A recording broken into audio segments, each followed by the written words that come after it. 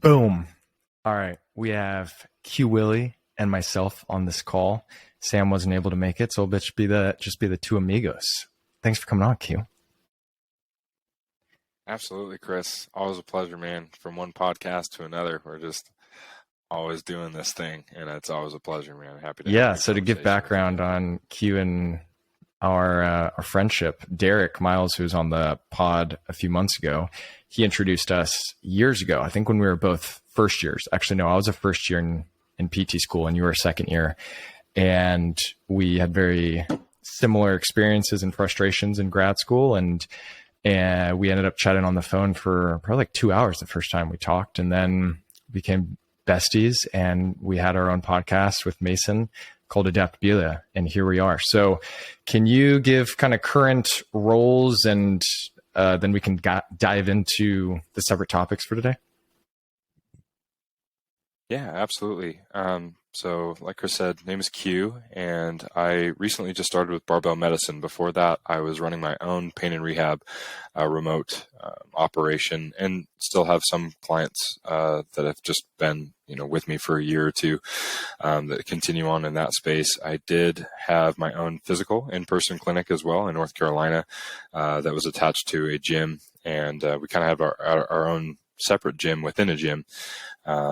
With quite a bit of equipment in there, and have transitioned mostly into entirely, I guess at this point, remote rehab, both on my own and now with Barbell Medicine. And so with Barbell Medicine, that includes, hopefully here in the near future, writing some articles, as well as going to their pain and rehab seminars and putting out content via social media, as well as in person in the seminar. So people can always go ahead and get tickets and check those things out if you'd like to attend. Usually 2 or 3 day little seminars where we do a lot of like in-person talking and going over a myriad of topics around sports and injury. And so, yeah, that's where we're at now. Recently just kind of finished up with competing with USA Bobsled as well, and kind of figuring out where and what I would like to transition into next. I'm pleased to say that I went to my first Brazilian Jiu-Jitsu class last night, which was a lot of fun. Everybody keeps telling me that's something I need to try, and I get the allure of the BJJ. It's a lot of fun. So who knows? We'll see what comes in the future for that. But yeah, currently all remote pain and rehab. I cannot imagine trying to be the guy that's attempting to wrestle you for the first time or grapple with you. For people who don't know, Q is a freak. What are you right now? 6'2"? Yeah, 6'2", just right now. Hopefully, hopefully that'll grow. I keep crossing my fingers year after year that it will be 6'3", 6'4" soon, but it hasn't happened yet. Yeah, but I'm and body weight, what do you like, 250, 230? 240. 240, 245 right now. So you're an athletic monster, and your background of athletics in general, we'll paint a picture for what all you've done. So I think the first part of this conversation, I just want to go down all of the athletic experiences you've had since high school, and then we can just track that all the way up to kind of current day, what you've been doing. But I think your wealth of knowledge from a training knowledge and understanding of preparing for sport and for athletic endeavors, and from just your experience in a variety of high level sports. So let's start at high school or middle school, or whenever you got initially into training, and then we can just move forward from that throughout your life. Yeah. Well, we'll take it way back to the first me, man. And that is when I was really young, like we're talking 5, 6 years old. I was really enveloped for some reason into physical culture. I think I saw like my first bodybuilder when I was quite young, and just for whatever reason that was really enticing. It just seemed like something so cool that somebody could really make themselves that large. I grew up in Utah, and the religion that I grew up in, there's a lot of paintings as well of like, old people that you read about in the religious text. And these people were always painted as like really buff dudes as well, like real vascular and just cut up, and heroes, and even superheroes. I always thought it was really cool to look like them and what it would take. And then obviously I was really into sports and watched a lot of the NFL, and I'd see these monsters on the screen and just thought, man, like it would be so cool to train myself to be able to be like, these people that I was just kind of idolizing and admiring from afar. And so I would sit in front of the TV, before or after school, and then especially on the weekends, like Saturday morning cartoons, and just see how many sit-ups I could do, or how many push-ups I could do, or how many lunges or squats I could do. Like really the only things that I kind of knew somewhat how to do at that age. And my parents weren't super into fitness or exercise or even sports at all. I never were at all. I mean, that was completely my weird, strange pursuit on my own.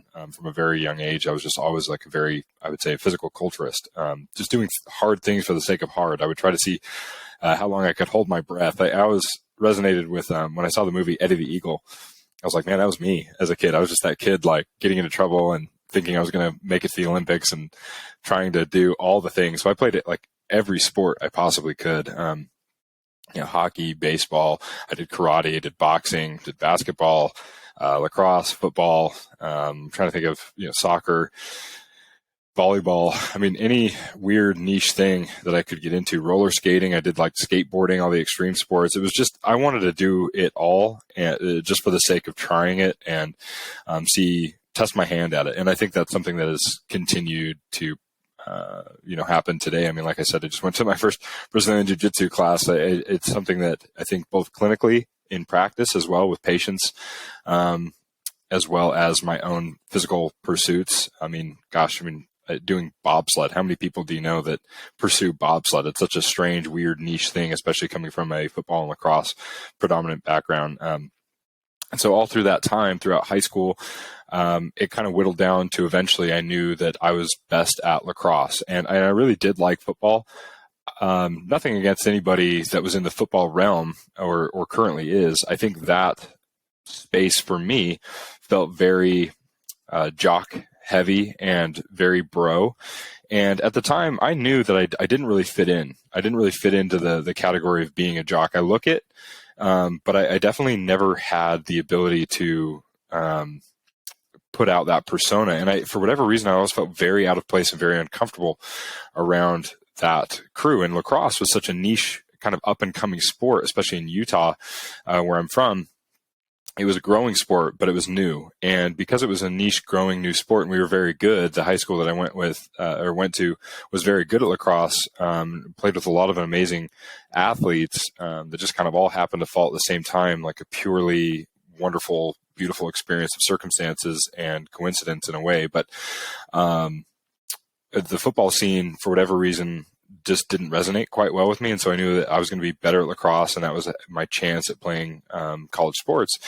And even in college, I dipped a little bit back into football here and there, and would play with the guys or show up to practices and things, just because I was fast and athletic enough to hang. But really started playing lacrosse, delved in. That became my huge athletic identity. It was everything, and no one in Utah at the time had really gone to the Division I level. It wasn't big enough, or people weren't being recruited. So after playing at Brigham Young University, which is a part of something called the MCLA, it's not necessarily extra. I mean, they call it extramural, but I mean, you're playing against massive universities, and it's a very competitive league. And then it was always the dream to go on to play in the NCAA Division I at the highest level. And so I made it a goal. And when I finished my undergrad in 3 years, blasted through undergrad, and I had some eligibility left to play lacrosse in college, and I wanted to use it. So I chose the very best school for college lacrosse at the time that I could, and the national championship winning team, University of North Carolina, was a part of their squad, and really had a great experience there. And after finishing there, and I had kind of a strange injury. Took a lacrosse ball to the throat and collapsed my larynx, is kind of what ended up stopping me from continuing on and playing lacrosse my final year there. But after that, I had a strength coach who got me interested in USA Bobsled, said that you should consider it. If you're not considering playing professional lacrosse or any other, professional sport, maybe you should pursue bobsled, and I think you'd be really good at it. So, being from Utah, I'd been around the Winter Olympics in 2002 in Salt Lake City, and that sounded really great. So I started training for that, and went to a rookie camp, did quite well at the rookie camp before going to physical therapy school, and was invited to go to Lake Placid, New York. But I started physical therapy school in 2 weeks. I just moved to Utah in order to attend physical therapy school. So I decided that I would just continue to train on my own while going to physical therapy school and prepare for a shot at being able to try out when I was finished. And finished school, and a year later, after being out of school and continuing to train, I had a shot to go to a rookie camp again, and ended up moving to Lake Placid, making the USA national team and competing on World Cup with the USA national bobsled team at the Olympic level for a year. And now we're kind of seeing what's next on the menu for me. So that kind of in a nutshell, I guess, wraps up the athletic experience. But I think the overlying principle for me, even now, and how I define and identify, I think for a long time, I really identified as a lacrosse player. And when that was gone, it was like, well, what are you? And I had to go back to my roots of, well, at the end of the day, you just like doing hard things. You like pushing yourself and pursuing achievement in whatever form and fashion that comes in, as long as it's physical and challenging. And so I'm kind of in that same mindset and just trying to better my human existence physically as well as otherwise, but I really value the physical aspect of it. Maybe we can get into, because you do have such a wealth of training knowledge as well, general experiences and thoughts when you were for years playing lacrosse and the physical preparation demands for that sport. And while you were at UNC, you were also getting your master's, and you were, was it desk mates or lab mates with Greg Nuckols? And I know you all were close then, Mm-hmm. but Yeah. you have your experience of gaining clinical and research knowledge and coaching knowledge as well. I know you were an intern for the S&C team as well, I believe, or the department. So your overall kind of beliefs and views on training in a field sport realm versus that transition to a highly niche sport like bobsled. How did your own training look different, and your own views of like those very maybe specific, unique demands from comparing those kind of not polar opposite, but very unique sports? Yeah, I mean, I would say you don't come up through high-level college sports without coming across some pretty good, interesting people in that space. I was always a guy who was obsessed with staying in the weight room for long hours, talking with all the coaches, all of them, even the ones that didn't coach me. I wanted to know where their mind was at. I liked talking to the athletic trainers. I questioned them often on things that they would do or not do. I spent a lot of time at a young age coming up through sports, not just caring about the sport of lacrosse in that particular instance, but I was also very interested in knowing all that I could to maximize my potential. I think I was not ever, and I still would not consider myself a naturally gifted athlete, despite my size. I think a lot of what I gained in sport and any success I had came from more of a growth mindset, that I just had an attitude that I could become better if I just simply could maximize all the potential things, because I didn't have the natural skill and ability that some people seem to come across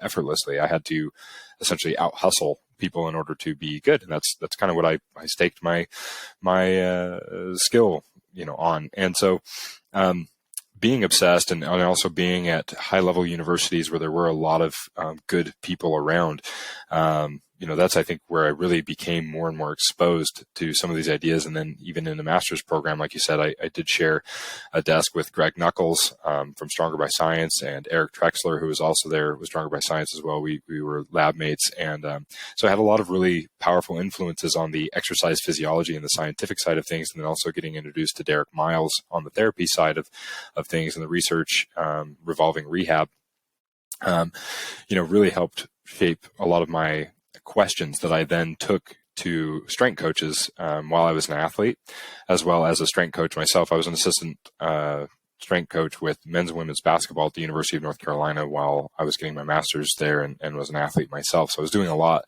And as you can tell, I mean, I really was pretty obsessed and burning the candle at every end of how I could just continue to stay around these people and ask questions, and reading every book you could, and just, I was really enthralled by it. And it just fascinated me. And so I think then it became, I had this wealth of knowledge, or I had, a lot of buckets to pull from, that when I needed to transition from lacrosse, which in lacrosse, to answer your question, you train a lot like a football player. You just have to have a little bit more cardiovascular endurance.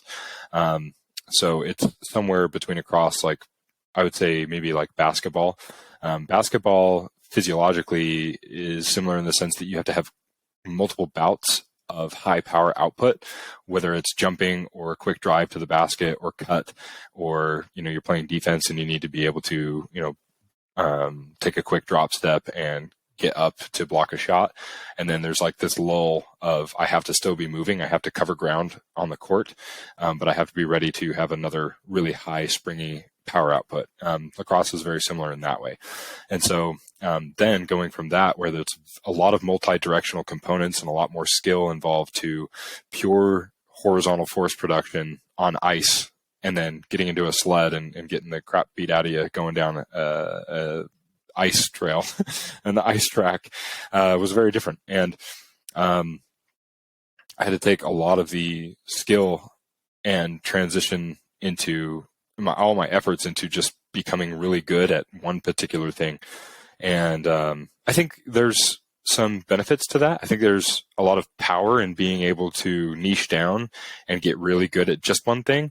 I do miss the playing components of sport, and that's why, like, even now I play basketball once or twice a week, just because there's a lot of multi-directional things. It's highly variable. It's a little bit of a, breaks up the monotony of just purely training in linear fashion. So yeah, I would say that by the time that I transitioned into bobsled, I still learned a lot with USA Bobsled and how to do it and how to train, and picked up a lot from the great minds that have been around bobsled for the last, 2 decades. But I think by that point, I had enough of a body of knowledge that it was readily applicable to a lot of different areas, or that at least if there were new principles that were brought, I could really quickly understand and apply them because of what I had experienced from lacrosse and other, athletic pursuits, and being in a strength coach realm for so long. How does your view of the weight room and strength conditioning change from a specificity standpoint in a sport that is more varied with the demands and the qualities, like a field sport like lacrosse, versus something that's as niche as Olympic bobsled, where there's a little bit more limited qualities that you're trying to improve? Does the training outside of the sport specific demand look still very general, or when you're at that elite of a level at the Olympic level, does then even the S&C training become more and more honed in? What are your overall thoughts there? That's a great question. And it's something that I really love debating about and talking about, because I think a lot of younger strength coaches make the mistake of trying to make the weight room look like the sport. And what ends up happening is that the sport starts looking like the weight room, and that's not what you want. When you look at how dynamic and how explorative and creative sport really is, like, let's use basketball for an example. The things that players are reacting to in real time, and the decisions they need to make, and the things that you see on like the ESPN highlight reels, are just these wild moves and improvisations that happen on the fly. And that's why it's amazing, because athletes are really doing the most with the least, amount of effort. And I think to try to replicate that in the weight room with different, implements and different ways of rotating your hips and your knees and your shoulders, you name it, any chops, lifts, banded here, throwing this implement there, stepping over this hurdle, it really is so far from what is actually going to go on in the sport that, in my mind, and what I see a lot of the old tried and true and wise strength coaches now, they treat the weight room as the weight room, and we are going to use the weight room to become stronger, to improve our physical capacities, our outputs, our tissue capacity, to simply give us a better opportunity of spending more time with our sport. So the athlete who has a larger physiological capacity, both from, like, you want to say a power output or a strength output or a cardiovascular output, that athlete is going to be able to interact with their sport for a longer period of time on any given day. And if I can stay on the court and play longer because I have more of a cardiovascular capacity, I'm going to get more reps. I'm going to get the ball in my hand more. And I think really that's where the magic happens. I think early on I made the mistake of spending a lot of time in the weight room developing my physiological capacities, because I thought that if I just became big, fast, and strong enough that I would be great at my sport. And there were certain things that it certainly helped me with, but at the end of the day, the only thing that was going to make me better at my sport was playing my sport, because there are so many little intricate decisions and things that are made on the fly, and how you read body language, and certain players are going to move different than other players, and they're going to have a different skill set than the last player that you played with. And, there's just so many different variables that go into what is sport, that I think I also see a lot of strength coaches who never were high athletes do this more often, where they want to make the weight room look like the sport so much. And it just does not work that way in my mind. I think similar to how the idea of I listened to a sports psychologist, and he worked with a lot of NBA teams, and his name is escaping me right now, but he was really putting down the idea that players need to learn how to shoot a basketball while tired. So that's not, and this was directed even at military training. And in the military, a lot of the times they will go on these rucks, these 25-mile, rucks with bags on their back, and then they're expected to do drills and target practice, or we're going to sleep deprive you, and then you're expected to perform at a high level. Now, you can do that as a test to test your athletes or to test your soldier, but I don't think that that's how you train somebody. And he really dove into the sports psychology and neurological motor learning demands that, like, in order to actually develop and learn a fine skill, you have to be fresh. You have to put yourself in an environment where that skill becomes truly learned. And so he was advocating in a big way that players need to do their shooting drills while as fresh as possible, that they learn the shooting mechanics, that they get all the technique down, so that when they are tired, that's the natural, they revert to what is the neuronal capacity for their brain to just shoot the ball this way, no matter what kind of condition, no matter how hard I'm breathing, no matter how tired I am, I'm going to go back to this thing. Same with like a soldier in shooting practice and target practice, that if they're exhausted, they're fatigued, their skill acquisition has already taken place, so that then when they're in that position of being very non-optimal, they revert back to something that's innate skill. And I think in a lot of ways, we try to make the weight room look like, the sport so much that we end up never really acquiring the actual outputs that we're trying to get from the weight room. And then when they go to the court, now they're trying to move the same way they did in the weight room. They're trying to move in these like very, linear or even rotational type things that are in this specific pattern. And it never happens the same way twice in sport. How you get the job done one way, and in one instance is going to be different. Even if it's a similar move, it's never quite the same. Whereas in the weight room, you're doing 10 reps, you're doing 3 sets of 10, you're doing 3 sets of 8, whatever it is. And it's this very controlled, static, sterile environment that doesn't replicate the weight room, no matter how much. I mean, you see these things on Instagram all the time of, jump here, do this, land like this with your arm up in the 90-90 position and da-da-da-da-da.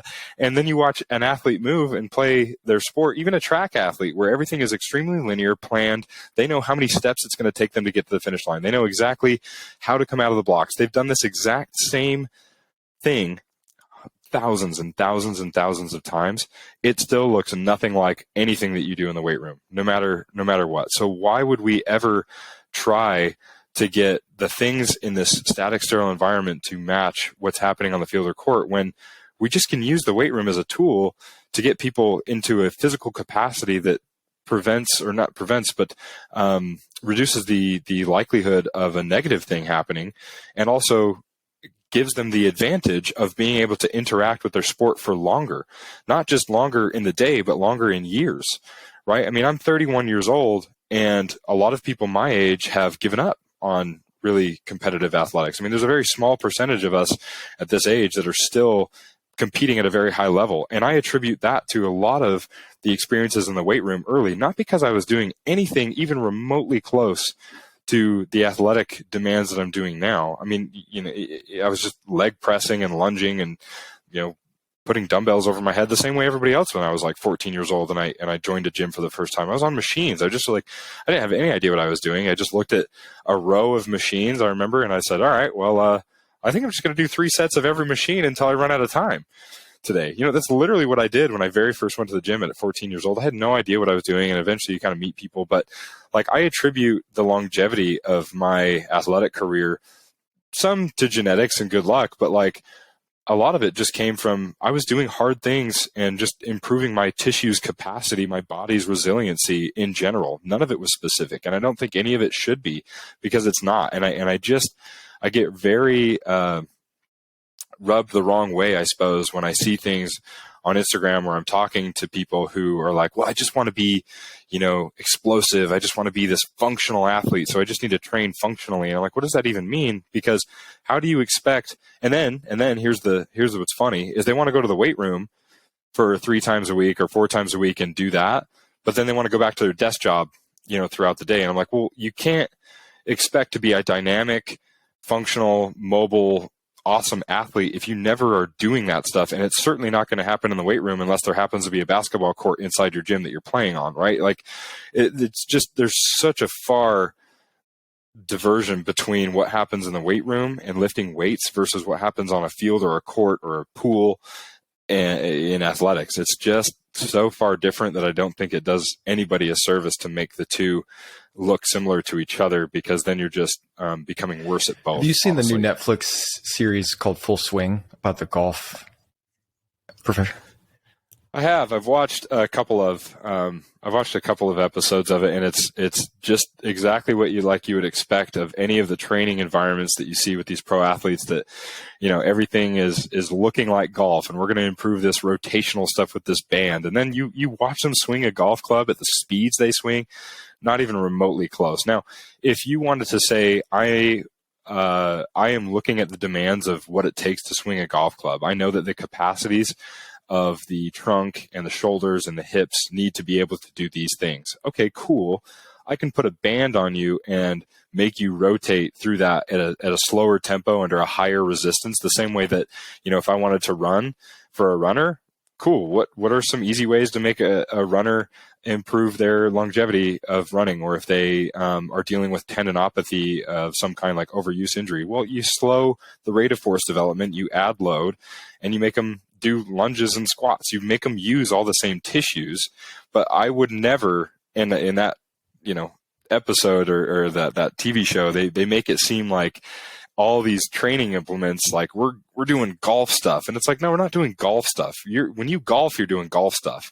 In the weight room and in training, we're just trying to improve capacities of tissues that you use when you golf. And there's a lot of ways to do that.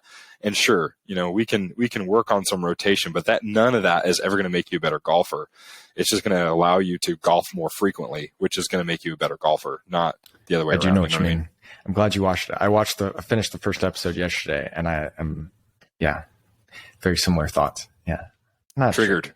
Well, cringy. It's tough because cringy. There are so many layers to it. I was actually, when we had Sam on our podcast on Adaptability a while back, I think I brought up a similar question to him with tennis players and some of the coaching and personal training they get with their kind of private coaches. And a lot of it may be more seemingly sport specific, where it's just a bunch of like rotational kind of goofy looking things. But how much and there's that talk also with like professional basketball and some of the things that you see like LeBron James doing, and how much of it do you kind of give into the novelty of, well, it's not that like stimulating and stressing of an activity, and it's not going to provide that much fatigue so that they can be kind of ready for their sport specific activities. And they've now kind of developed a routine, and there's this like standardization that they have of just like going through it, and they know how it's going to look. But at the same time, how do you justify that as a coach of, what are you doing, or even as a rehab professional, if that's all that it is. It's like, it's novel, it's not that stressful, it's seemingly hard because there are a lot of times these balance components or these like sport specific components, but it is so far removed from, getting better at the sport. Yeah. I think, in that example of LeBron James, famously his teammates have placed on his social media just how awful his diet is. So are we gonna like say that, LeBron James is just eating the diet of champions? Like, no. And, I think I also refer to, I don't know if you ever watched Lamar Odom from the Lakers. The guy had like a candy addiction as well as other addictions, which, I know is a whole other thing that he's worked really hard to overcome and change his reputation. But the whole time that he was playing in the NBA, the dude had his vehicles and planes just stocked with all kinds of candy, and he just ate candy all the time, like so much candy, absurd amounts of candy. But it's like, we would never say that like, oh, well, I want to be like Lamar Odom, and I want to be as good as him, so therefore I'm just going to go to the store and, especially during Halloween, and just go ham and get all the candy I can, because that's what's going to make me a better athlete. And I think, the other thing that's interesting in this realm is, I do think there's a balance, right? Like, I don't think just doing squat, bench, deadlift with an athlete is going to be all that they need. Now, it could actually be better than some of the programs that some of the athletes are on. And so I do think it's a sliding scale based on where they're at in the season and how intense you make things. Like, there is an art to this as well as a science. But it's what's fascinating to me is that so many athletes do so many different programs and have great outcomes, right? This guy over here is doing this thing. This guy's doing over here doing that thing. And oddly enough, it all works. Going back to golf, for instance, gosh, we hear about Tiger Woods. What did he have, like a bench of like 350 or something like that? Like, he's a strong guy. There's numbers from Tiger Woods training that are just objectively pretty impressive for a golf athlete. And well, I don't know. I'm not a huge golf guy, but I would venture to say that Tiger Woods is kind of still considered the GOAT of golf. And if he's doing benching and other really, really just impressive, strong training lifts, like, I think there can be some benefit. And going back to that full swing episode, like, I don't think I saw a single athlete on that episode doing anything that even looked remotely challenging to a level that would stimulate like real hard power output. And then you watch them swing a golf club at the rates and the speed and how hard they hit that thing. And it's like, my gosh, there is so much output there that, like, I think to your point, you can do an athlete a disservice by going too hard in the weight room and spending all of your energy currency there. That takes away from the sport. But I do think that training can still be fairly hard. I think you could literally do a very, and we reference him a lot, but Dan John, you could do easy strength. You could do a squat pattern, a hinge pattern, a carry, a press in a couple of directions, and a pull in a couple of directions. And like, you're probably going to have a great outcome as long as you're listening to the athlete, you're managing fatigue and intensity, and you're meeting them where they're at and watching what's happening on the court with their energy levels or outputs and behavior, attitude, emotional stress, sleeping, whatever it is. Like, I think you're going to do just fine doing a myriad of things that we make it so much more complicated than it needs to be. And yet, by making it simple, we actually seem to be in the category of complicated because no one seems to get it in a way. It's an odd back and forth conundrum that I go through in my mind. Yeah, this is somewhat related to your earlier point of seeing all these different training programs being utilized by athletes and them still being extremely elite at their sport. You ask, like, what are the fundamental principles or what are the reasons why a lot of these are still valuable, or why are they still progressing? And a lot of it can be chalked up to, like, they've funneled the most elite athletes and the most elite genetics.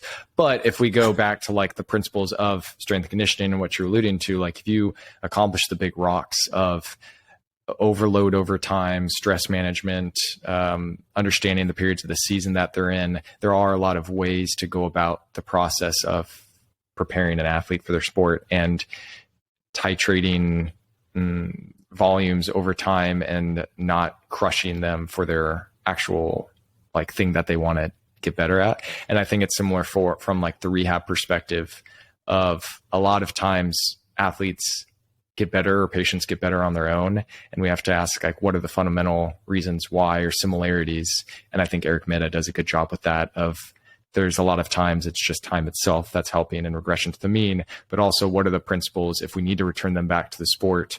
What are the like the demands and the qualities and the positions that we need to prepare them for? And there's a lot of ways to get there, but we need to check those boxes and not just be flippant about that process. Yeah, absolutely. Yeah, that's a good point. I think that Derek, Miles, and Charlie and Cam, we were on a call this morning, kind of going over some case studies, and there was one particular case study where there was a 17-year-old athlete, a football athlete, who after 7 months post ACL reconstruction, with doing the worst rehab, literally only bodyweight training, had an 85% limb symmetry index and was strong as all get out, and it's like, all right, so there's freaks. And I even remember yesterday, the day before, I saw, I came across on Instagram, and this has happened multiple times. It's just a recency kind of thing that happened for me. But I saw this, fitness influencer, if you will, real jacked, a lot of muscles, but the way that they trained, I was going through the way that they trained, and it was very bodybuilder-esque, and I wouldn't say it has any real athletic focus, like not the way that I've ever seen anybody at a college strength and conditioning level train. But this individual was extremely bouncy. Had a wild vert, was doing wild, crazy movements, and were so athletic. And it's like, well, is it really a result of that training, or is this person just genuinely a freaky athlete? And you could do a lot of things. I think, whatever that program is, the book that Tim Grover put out, because he trained Dwayne Wade, Kobe Bryant, and Michael Jordan. And it's like, okay, well, phenomenal athletes. Could we easily be sold the idea that this program made them phenomenal athletes? All the time, for sure. That's exactly what it is. That's exactly what he is selling.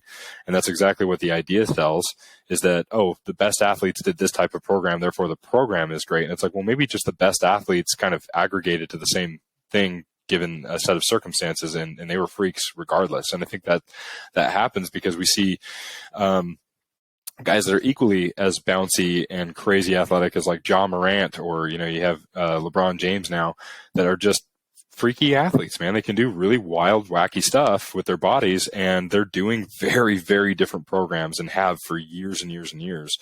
That it's like, man, I think there is some level of people, there are just freaks out there, and you can do just about anything with them, and it's hard to make them not freaks. You would have to do something pretty astronomical to ruin someone's freakiness, you know what I mean? And it could be done, but then I know that there's the flip side of that argument of like, oh, well, in sports, we're milking the last 1% out of potential, the last 1-2% out of their potential. And while I think there's some validity to that, that 1 or 2% of physical potential is not going to be enough to overcome all of the realities of what it takes to be an athlete, and the decisions you're making on the fly and reacting, and mentality of how you approach the game, and the way you're approaching your teammates, and the way you get in someone's head, and the other skills that go into it. Like that 1 or 2% of physical output is not going to probably make that much of a difference. Now, if we're talking about a sport where you've eliminated as much as possible, such as like maybe a track and field where it literally is just pure output, or like cycling or swimming, something that it literally comes down to just who can physically output the most.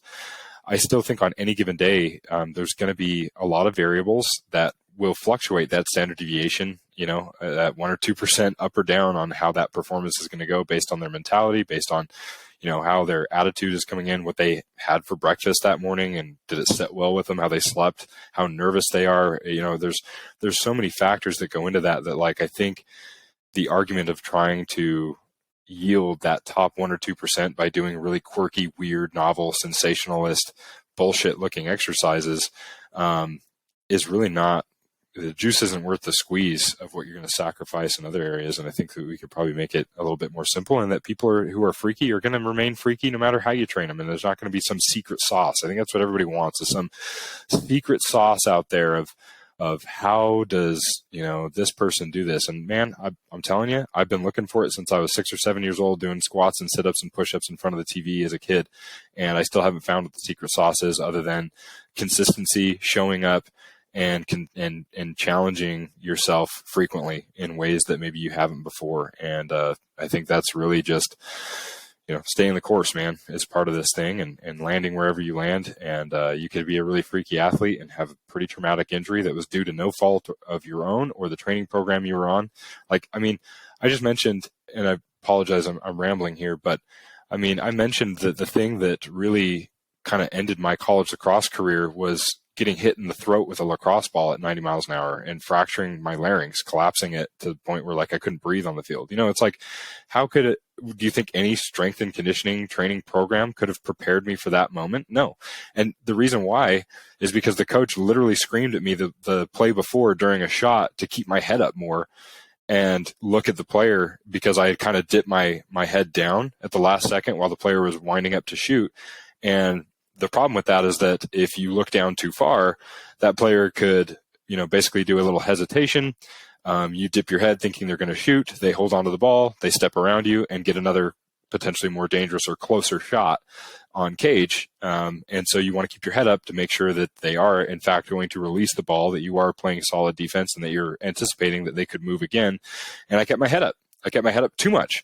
And the ball, the way the player shot the ball was an underhand shot that went low to high and hit me right in the throat. I mean, there's just, how do you possibly prepare for that? And so, anyways, I think even despite doing all the right things, there's not going to be some secret magic sauce. And I think that's true in rehab too. We see all kinds of rehab protocols being put forward for ACL.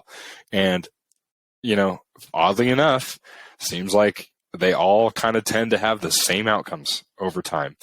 And while I think we still have a long way to go, and most clinicians probably are doing a fairly poor job at rehabbing, I think once you start doing good enough, and you start crossing over into, trying to look at these things as best as you can, you're probably, on the right track, and you're going to be doing better than 99.9999, 9 repeating there, percent of most rehab programs. If you're, listening to the athlete, you're working with what's in front of you, you're reacting and changing your biases and your opinions and your beliefs on things as they come forward and in front of you. Like that athlete I talked about that had the 85% limb symmetry index and was strong as crap 7 months after ACL reconstruction with doing no training at all.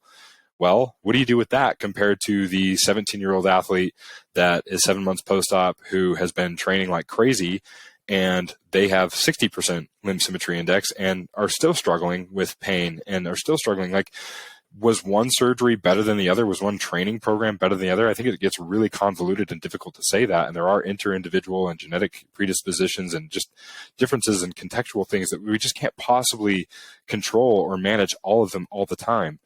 And to think that you can is incredibly arrogant. I think that's where I get upset when I see stuff on Instagram that says like, oh, you have this problem, we can fix that problem by doing these weird, exercise. Here's your green check mark fixes.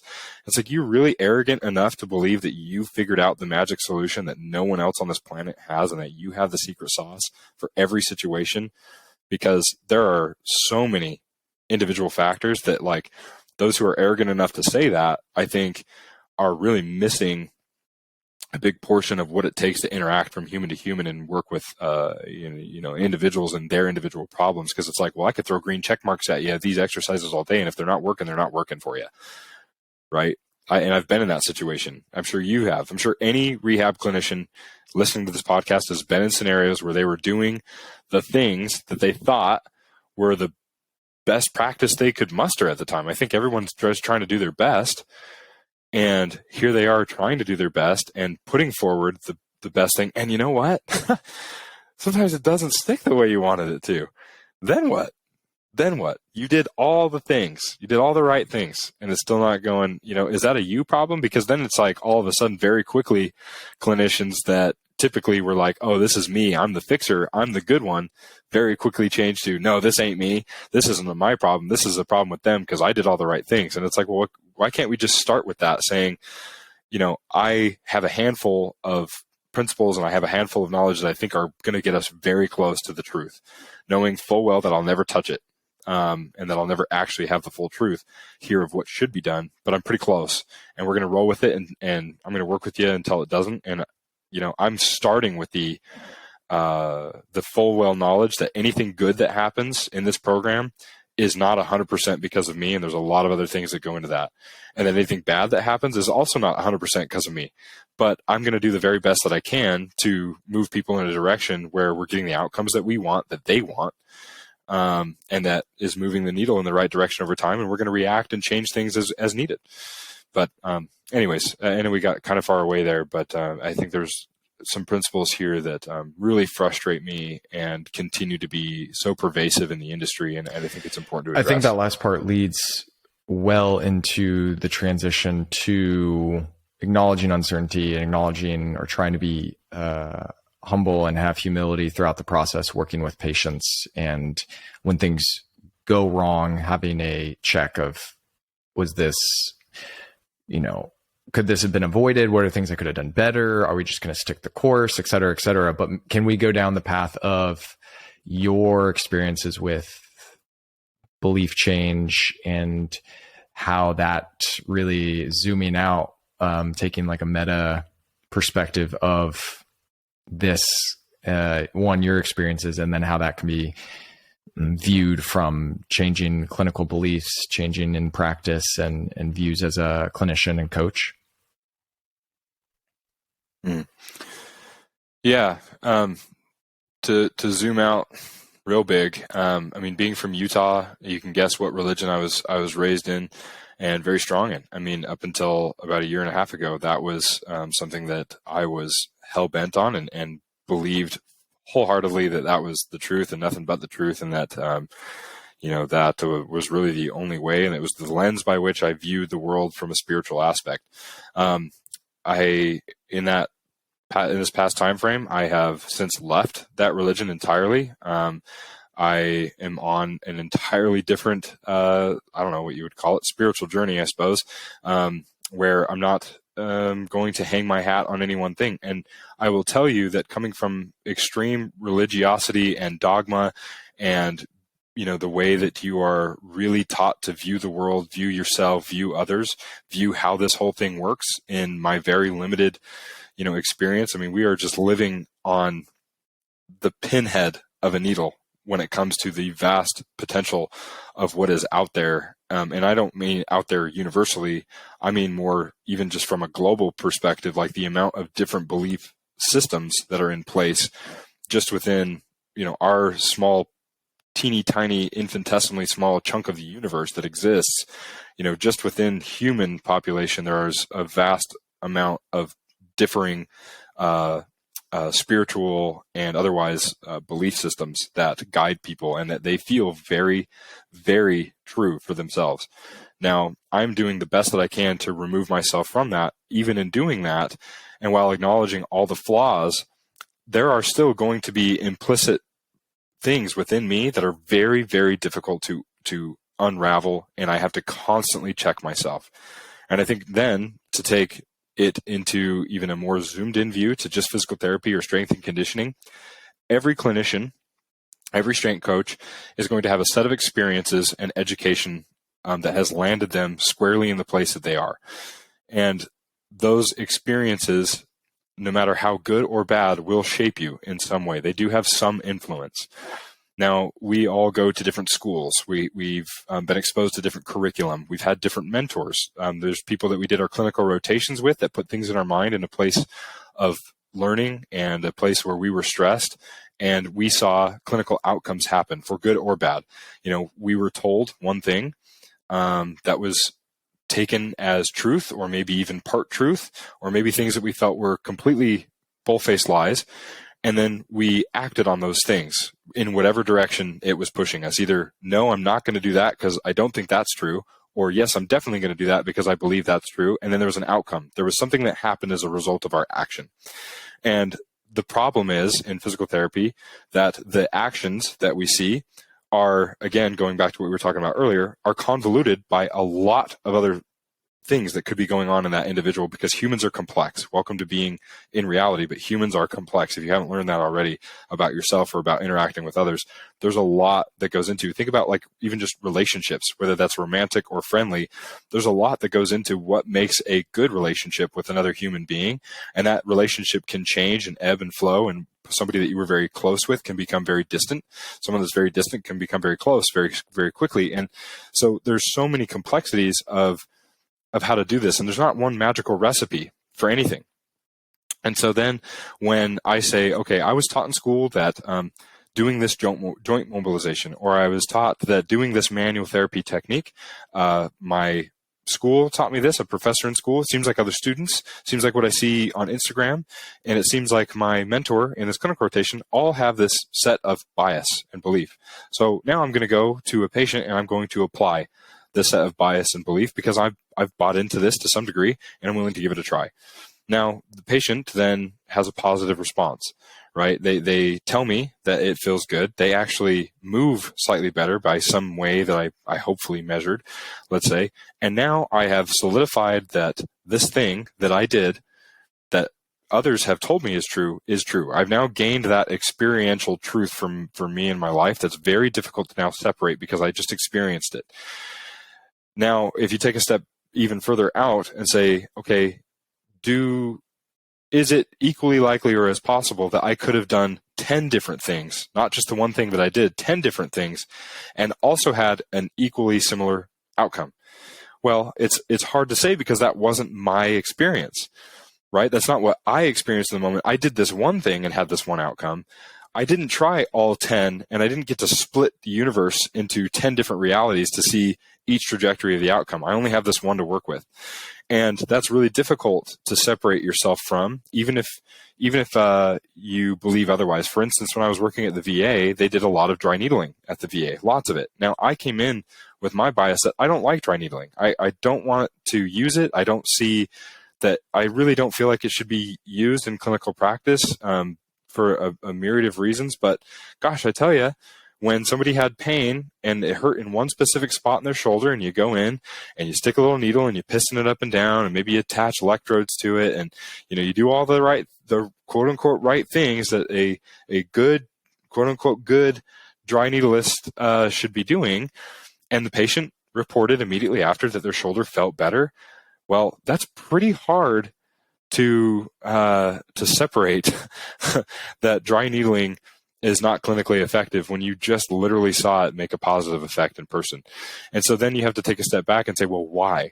Why did that make a positive effect? What belief systems are in place in the patient that they believed it was going to work? Is this a temporary neurological modulation that I made? Does it actually cause tissue change? Is this actually the best thing for the patient ecologically now in a system like the VA where healthcare is free, perhaps?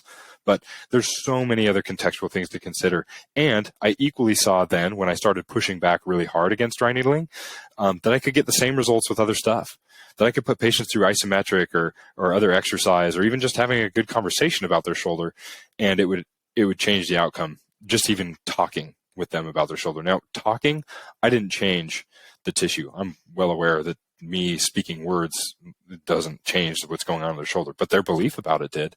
And that was enough to make them feel differently about their shoulder and their situation, and their emotional and maybe potentially even depressed response to being injured and taking time away from things that they loved, or not being able to participate in things that were meaningful for their life.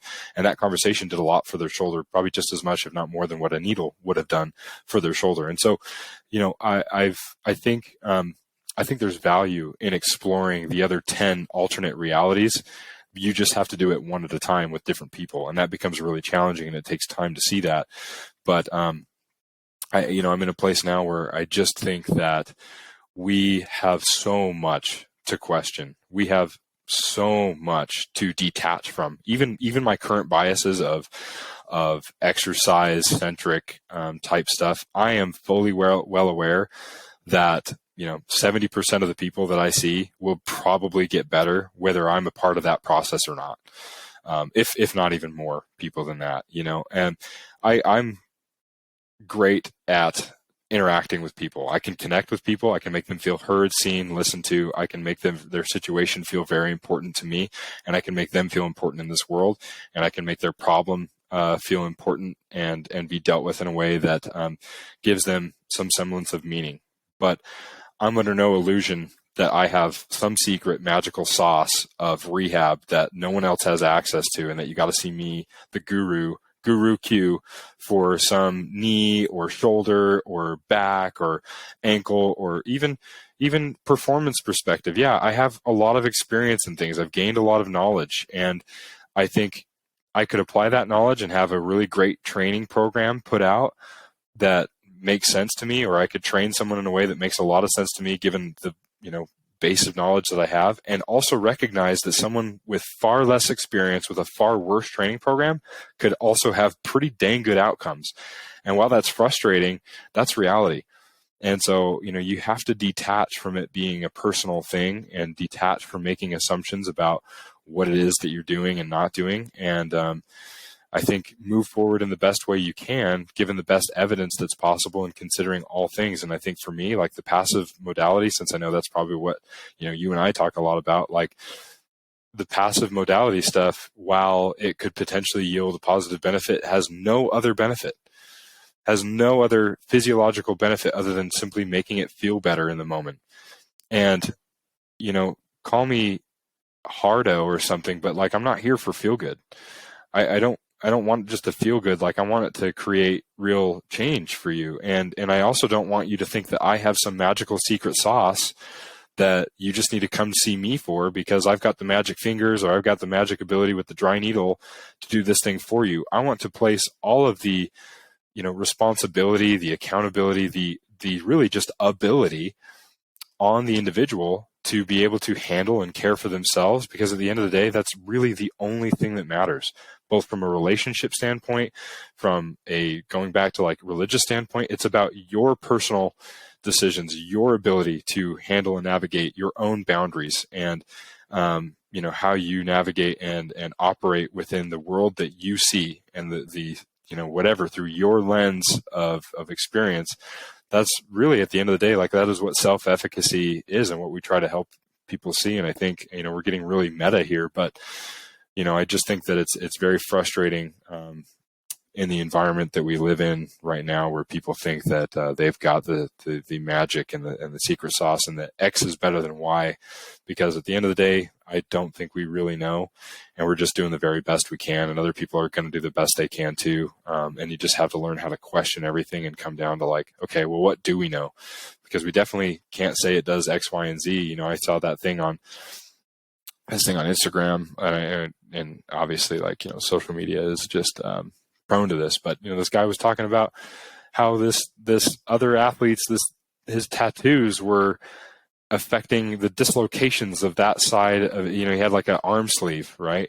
Had a full arm sleeve of tattoos. And then, you have this quack come in there and say that his tattoos are causing his arm to, be in pain, and that we need to work the ink into his fascia, and that it's causing that side to be weak, and it's causing that side to be dislocated and have problems. And it's like, they're okay in some universe or in some way, shape, or form, that could potentially have like a small fraction of potential like truth to that. I don't know. But like, because it's so far removed from anything we have any ability to look at, to place any amount of evidence or confidence in, we have to let it go. We have to let it go, because otherwise, what are we doing here? Am I just I'm wearing a red shirt right now that's got whatever, 3 little buttons at the top, and it's a long sleeve. Because I like this shirt on my body right now and it feels good, do I just make everybody believe that like this is the shirt for them? Because this is my experience. Like, I don't have any evidence. I could just choose literally anything that white walls in my room right now are better than any other walls, because my experience is telling me that I'm happy here.